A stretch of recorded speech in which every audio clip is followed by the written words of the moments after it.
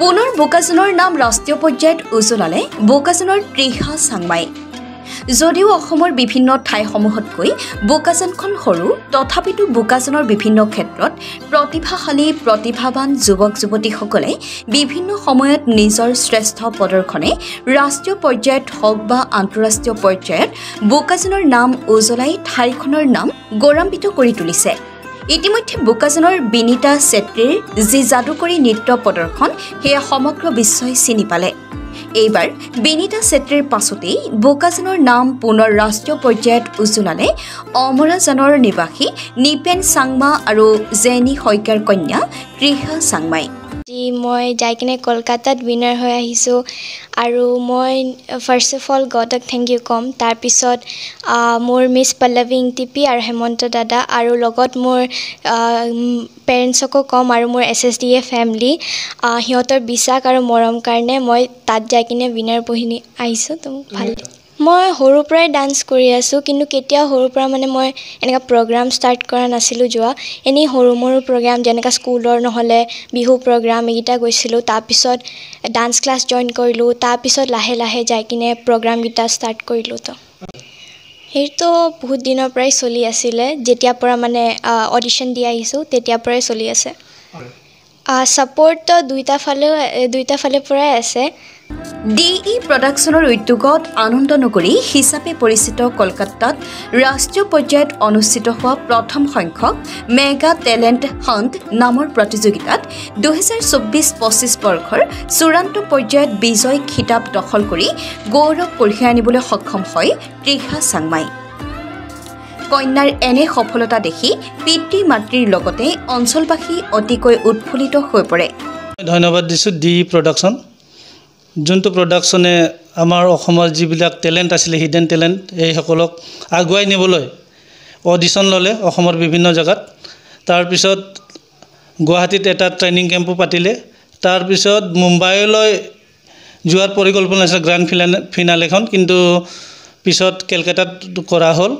এই কেলকাতাত যিটো প্ৰগ্ৰাম হ'ল তাত মোৰ ছোৱালীজনীক মই লৈ গ'লোঁ অডিশ্যনত। তেখেতে চিলেকশ্যন পাইছিলে, লৈ গ'লোঁ। লৈ গৈ তাত মোৰ তৃষা ছোৱালীজনীয়ে ধুনীয়াকৈ ডেন্স কৰিলে। আমি গাৰ্জেন হিচাপে, পেৰেণ্ট হিচাপে বহুত প্ৰাউড ফিল কৰিছোঁ। তেখেতে উইনাৰ হৈ আহিব পাৰিলে, বিৰাট ভাল অনুভৱ। তাত জাজসকল আছিলে ৰাষ্ট্ৰীয় আৰু আন্তঃৰাষ্ট্ৰীয় পৰ্যায়ৰ। ৰাজকুমাৰী ঘোষ বুলি এজন ইণ্টাৰনেশ্যনেল ডেন্সাৰ, আৰু লগতে তেখেতে জাজ হয় কোৰ্টৰ, তেওঁৱে জাজমেণ্ট কৰিছিলে। বিৰাট ভাল, একদম নিট এণ্ড ক্লিন, আৰু যোনে পাব লাগে এনেকুৱা মানুহক তেখেতসকলে জাজমেণ্ট কৰি কিনে উইনাৰ, ৰানাৰ্ছ আপ আৰু লগতে জাজেছ চইচ দুটা কেটেগৰীত তেখেতসকলে ফলাফল ঘোষণা কৰিছে। প্ৰতিযোগিতাত প্ৰায় 40 গৰাকী চূড়ান্ত প্ৰতিযোগীৰ ভিতৰত তৃষা চাংমা জুনিয়ৰ শাখাৰ শ্ৰেষ্ঠ প্ৰতিযোগী হিচাপে নিৰ্বাচন কৰা হয়। পৰিচালকগৰাকীয়ে আগন্তুক বৰ্ষত অসমৰ বিভিন্ন জিলাৰ সুপ্ত প্ৰতিভা লুকাই থকা শিল্পীসকলক এই মঞ্চৰ জৰিয়তে নিৰ্বাচন কৰি ৰাষ্ট্ৰীয় তথা আন্তঃৰাষ্ট্ৰীয় পৰ্যায়ত অনুষ্ঠিত হোৱা প্ৰতিযোগিতাসমূহলৈ লৈ যোৱা হ'ব বুলি সংবাদ মাধ্যমৰ আগত উল্লেখ কৰে। বোকাজনৰ পৰা ত্ৰিদীপ গগৈ ৰিপৰ্টাৰ লাইভ অসম। এইটো আমাৰ এটা এম আছিল যে অসমৰ পৰা ল'ৰাবিলাক এটা অডিশ্যন লৈ কেনেকৈ আমি তেওঁলোকক বাহিৰত প্লেটফৰ্ম দিব পাৰোঁ, সেই প্ৰচেষ্টাতে আমি ইয়াত আমি নৰ্থ ইষ্ট বেচিছত অডিশ্যন লোৱা হৈছিল। আৰু অডিশ্যনত ইতিমধ্যে মোটামুটি আমাৰ 70 প্ৰতিযোগীয়ে অংশগ্ৰহণ কৰিছিল। তাৰ ভিতৰত আমাৰ মোটামুটি 40জনমান কেণ্ডিডেট ছিলেক্ট হৈছিল। আৰু এই মেগা টেলেণ্ট হাণ্ট ছিজন 1ৰ যি প্ৰতিযোগীসকলে ছিলেক্ট হৈছিল, এই প্ৰতিযোগীসকলক আমি গ্ৰেণ্ড ফিনালেৰ কাৰণে কেলকাতাত আয়োজন কৰিছিলোঁ। আৰু আমি কেলকাতাত এই যোৱা 1 জুন তাৰিখে আমি এই প্ৰগ্ৰামটো অনুষ্ঠিত কৰিছিলোঁ। আৰু এই প্ৰগ্ৰামটোত প্ৰতিযোগীসকলে খুব উৎসাহেৰে গৈছিল আৰু তেওঁলোকে যোগদান কৰিছিল।